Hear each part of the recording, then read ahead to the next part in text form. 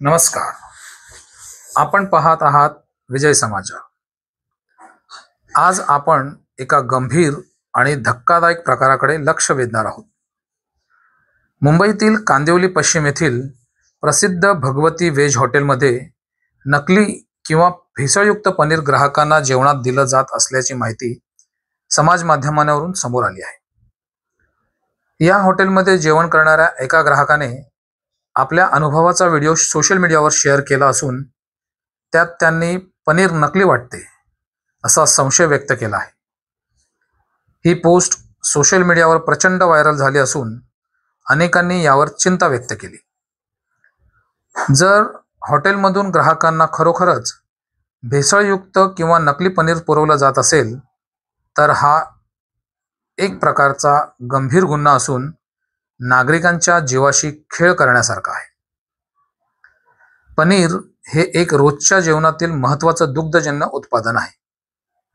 मात्र नकली पनीरमध्ये स्टार्च, तेल, सिंथेटिक रसायने किंवा युरिया अशा घातक पदार्थांचा समावेश असतो, जे शरीरासाठी अत्यंत घातक ठरू शकतं.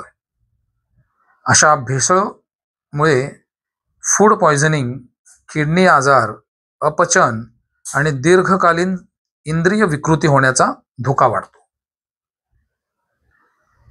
विजय समाचार चॅनेलच्या वतीने आम्ही काही मागणी करीत आहोत. या हॉटेलवर FDA म्हणजेच अन्न व औषध विभागाने तात्काळ तपासणी करून नमुने घेऊन चाचणी करावी. BMCच्या आरोग्य विभागाने या प्रकरणाची गंभीर दखल घेऊन अत्यावश्यक कारवाई करावी. जर दोषी आढळले तर संबंधित हॉटेलवर कडक कारवाई करून परवाना रद्द करण्यासारखी पावले उचलावीत.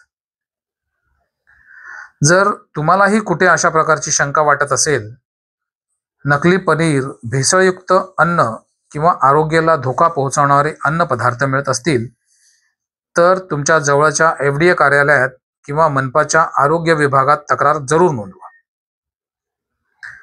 भेसळयुक्त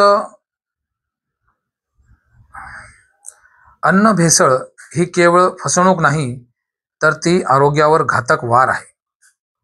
विजय समाचार या प्रकरणावर बारीक लक्ष ठेवत आहे. पुढील तपशील आणि तपासणी अहवाल मिळताच आम्ही तुम्हाला तात्काळ माहिती देऊ. बातमी आवडल्यास नक्की लाईक करा, शेअर आणि सबस्क्राईब करा. मी विनोद घोलप, विजय समाचार सोबत. जय हिंद, जय महाराष्ट्र.